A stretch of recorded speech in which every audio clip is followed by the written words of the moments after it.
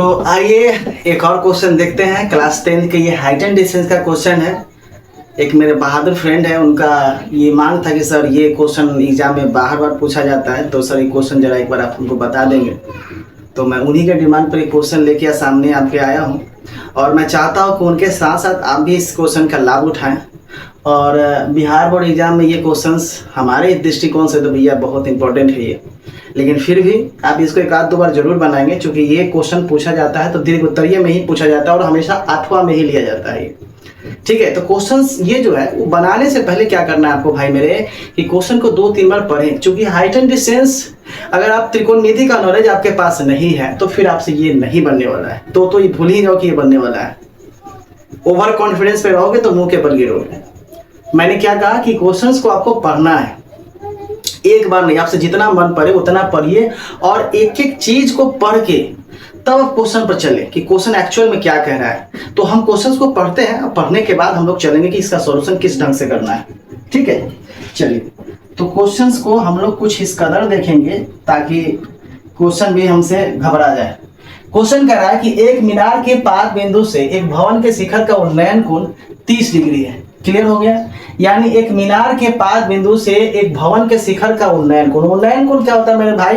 हम लोग नीचे से ऊपर की ओर देखेंगे। जो समतल भूमि हुआ उस भूमि पर हम खड़े हैं और ऊपर कोई व्यक्ति अगर खड़ा हुआ है या बैठा हुआ है, अगर हम उसको देखते हैं तो हमारे समतल जमीन से हमारी आंख की से जो दृष्टि रेखा गुजरती है उस वस्तु को देखने के लिए, तो उसके और हमारे आंख के बीच जो एंगल बनता है, ठीक है, वही उन्नयन कोण होता है। तो ठेठ भाषा में समझ लीजिए कि नीचे से ऊपर देखेंगे तो उन्नयन कोण और ऊपर से नीचे देखेंगे तो अवनमन कोण होता है। ठीक है, तो इसमें चर्चा जो है वो एक्चुअल में उन्नयन कोण का ही है। क्या कर रहा है कि मीनार के पाद बिंदु से एक भवन के शिखर का उन्नयन कोण है 30 डिग्री है और भवन के पाद बिंदु से मीनार के शिखर का उन्नयन कोण हमारे पास 60 डिग्री है। यदि मीनार की ऊंचाई बाबू मेरे 50 मीटर हो तो भवन की ऊंचाई ज्ञात करनी है। किसकी ऊंचाई ज्ञात करनी है?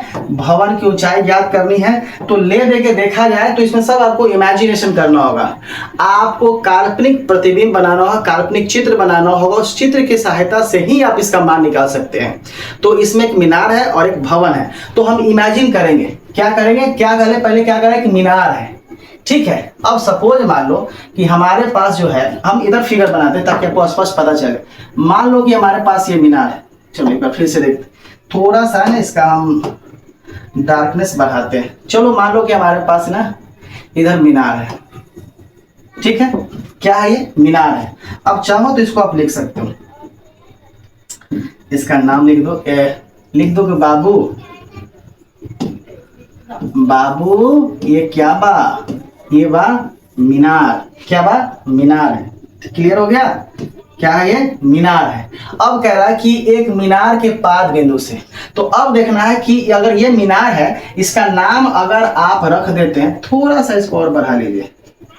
ठीक है, इसका नाम अगर ये सेंटर है, अगर इसका नाम क्या था ए, तो इसका नाम आप अपनी वजह से क्या रख देंगे? बी। देखो ये फिगर आपको खुद से ड्रॉ करना है। पहले तो मैंने क्या माना? मीनार माना। तो मीनार का जो ऊपरी वाला हिस्सा यानी ए बिंदु वाला है, ये कहलाता है शीर्ष। क्या कहलाता है? शीर्ष। शीर्ष बोले तो चोटी, ये वाला। अगर हम खड़ा है धरती पर, समतल जमीन पर खड़ा है, तो हमारा शीर्ष हो गया हमारा ये माथा, मतलब ये सर, और पाद जो हो जाएगा हमारा पैर वाला हिस्सा, जहां से जमीन टिका हुआ है, धरती पर हम लोग हैं। तो ये शीर्ष हो गया, शीर्ष ए वाला, ये बिंदु ए पर, और पाद बिंदु जो हो गया वो हमारा बिंदु बी हो गया। पाद मतलब जमीनी हिस्सा हो गया। अब इसकी ऊंचाई जो है वो देखो, मीनार की ऊंचाई पहले हमको दिया हुआ है, तो क्वेश्चन जैसे जैसे कहे वैसे वैसे उतारिए। 50 मीटर मीनार की ऊंचाई हो गया और मीनार माना क्या हम लोग? ए बी माना। क्लियर हो गया? मीनार ए बी है, इसकी ऊंचाई कितनी हो गई? 50 मीटर होगी। अब क्या करा है?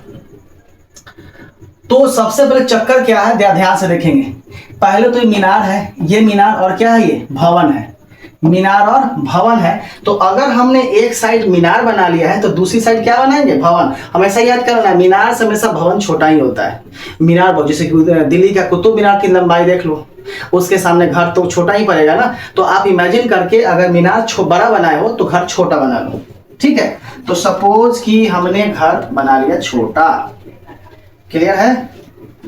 क्या बना लिया? छोटा। अब इसको घर से मीनार को इससे मिला, ये हो गया आपका क्षैतिज तल हो गया। आप चाहते इसको लिख सकते हो क्षैतिज, जमीनी हिस्सा हो गया। ठीक है, 36 तक हो गया, क्लियर हो गया। अब ये ए बी है तो इसको आप क्या मानो सी, और इसको क्या मानो डी, और ये क्या हो गया भवन। ठीक है, अब जरा ध्यान से देखेंगे तो इसका जो हो गया जरा ध्यान से देख लेंगे। तो ये भवन का ये हो गया शीर्ष, ये वाला शीर्ष, ये वाला टॉप, ठीक है। और ये वाला टॉप क्या हो गया पाद बिंदु। कौन बिंदु, पाद बिंदु, मतलब जमीनी हिस्सा। बात समझ में आया कि नहीं आया। ये पाद हो गया, भवन का हो गया छत, और ये हो गया नीचे जमीनी हिस्सा। ये मीनार का हो गया छत, और ये हो गया नीचे जमीनी हिस्सा हो गया। अब क्वेश्चन को फिर से पढ़ेंगे।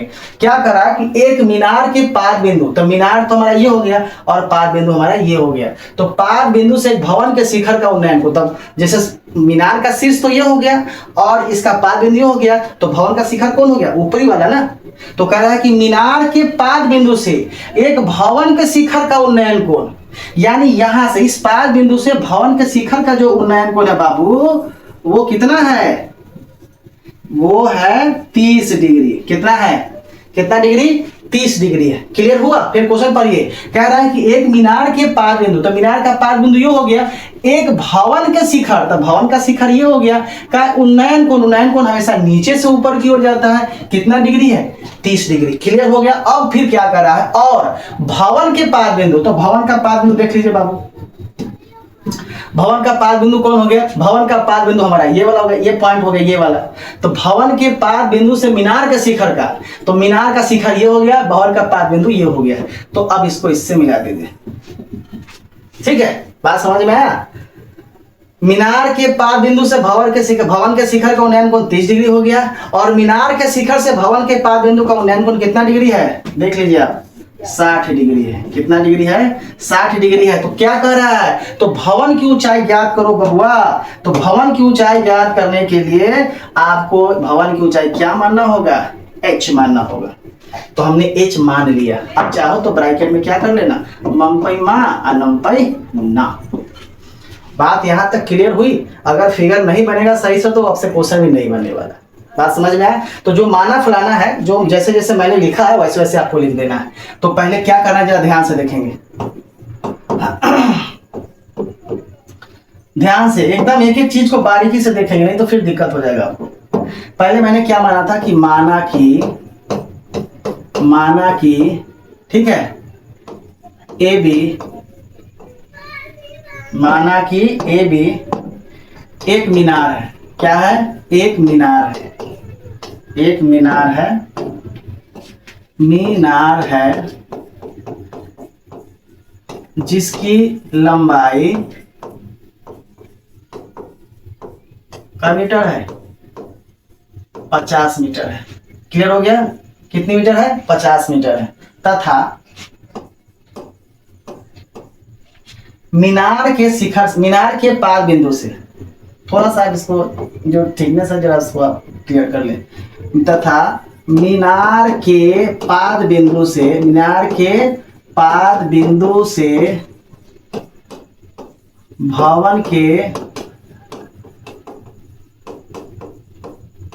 शिखर का उन्नयन कोण, शिखर का उन्नयन कोण 30 डिग्री तथा भवन के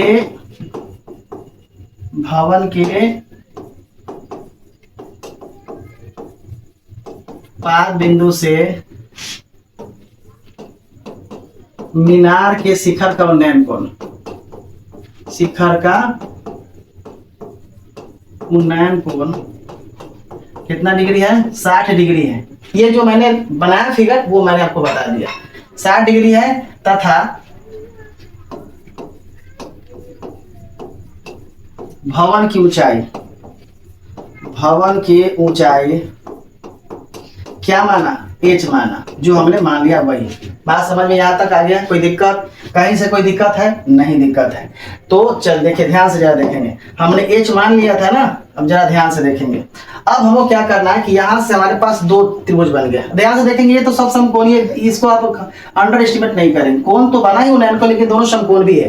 तो पहले हम लोग त्रिभुज किस में चलेंगे, अच्छा ये भी तो आप लिख सकते हो ना, चूंकि कोण जो उन्नयन कोण है जो है ए सी बी, कोण ए सी बी कितना डिग्री है 60 डिग्री आता था।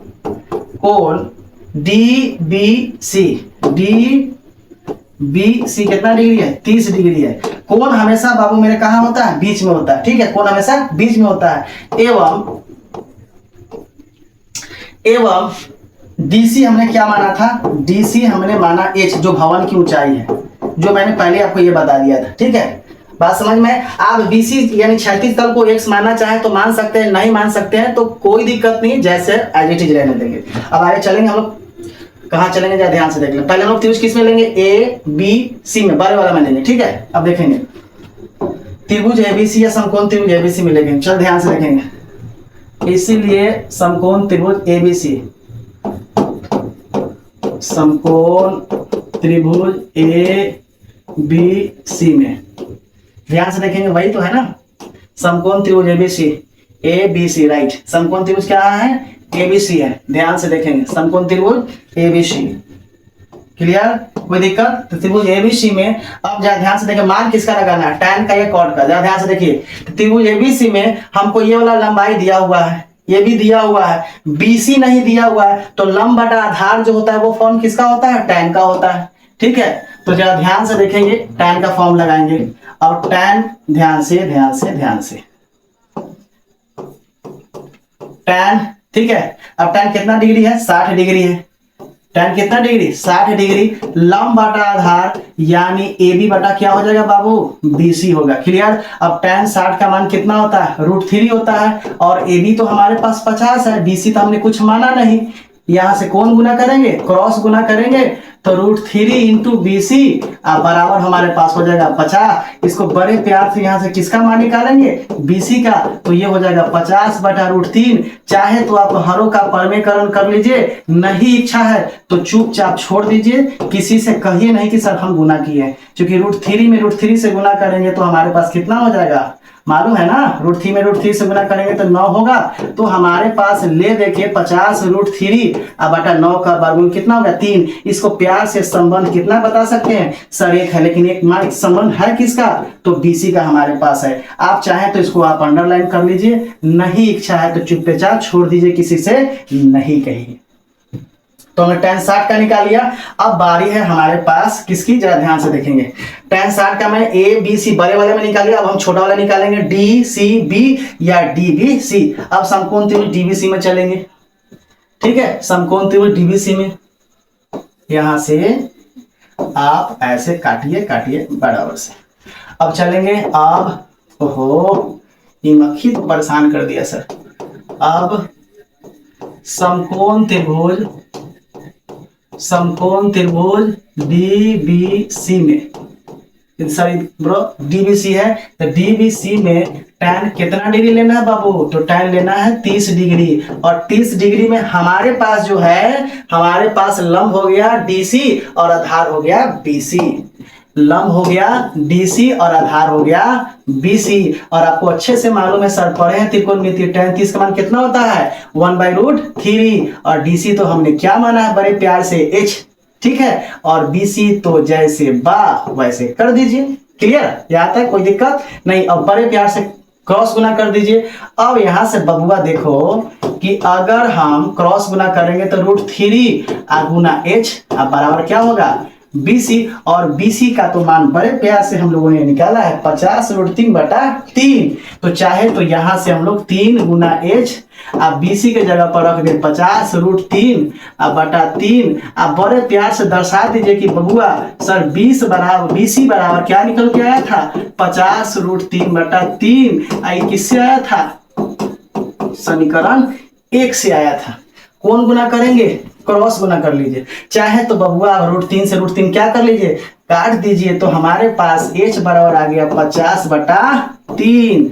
आप चाहें तो इस H को निकाल सकते हैं 16.2 बटा 3 मीटर। सर हमारा भवन का जो ऊंचाई है यही कुछ आ गया। अब चाहे तो प्यार से लिख सकते हैं कि भवन की ऊंचाई भवन की ऊंचाई h जो हमने माना था वो कितना निकल गया, 16.2/3 मीटर। यही आपका आंसर आ गया। आप उम्मीद करते हैं कि आप बहुत खुश होइएगा क्योंकि ये क्वेश्चन बहुत ही बेहतर था। ये 5 नंबर का पूछेगा। ठीक है, समझ में आया तो प्लीज मेरे चैनल को भी सब्सक्राइब कीजिए। ठीक है, और फेसबुक पेज को भी फॉलो कीजिए। तब तक के लिए धन्यवाद। आपका दिन शुभ हो।